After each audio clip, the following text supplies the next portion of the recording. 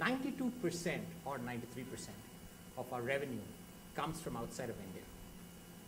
Out of that 93%, 50% of that comes from the US. So to a large extent, given our portfolio bias, we are underweight on India. Yet, a majority of our labor force, 70% of our labor force sits in India.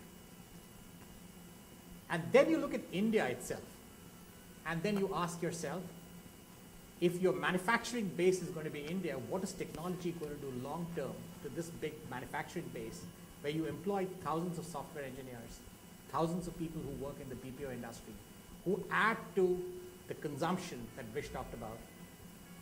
What's going to happen to them long term when the next bend takes place?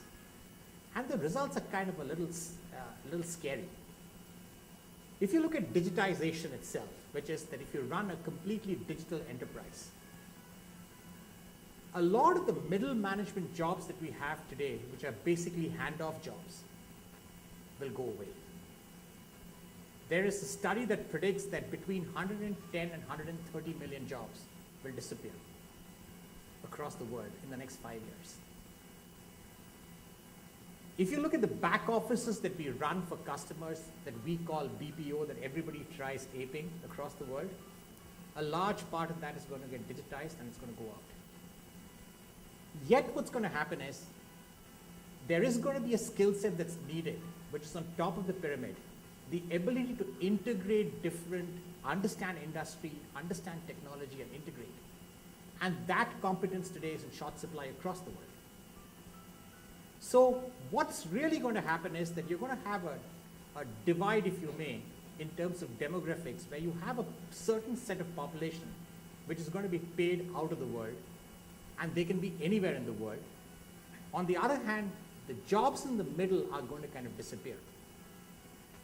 And you look at India and ask yourself, what would be the social implications of this kind of change?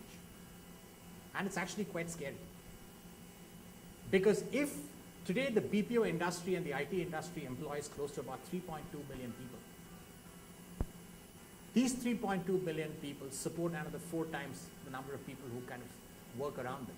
So totally about 15 to 16 million people are dependent upon this particular industry. 10 years from now, I don't expect this industry to be at the same level in terms of employment.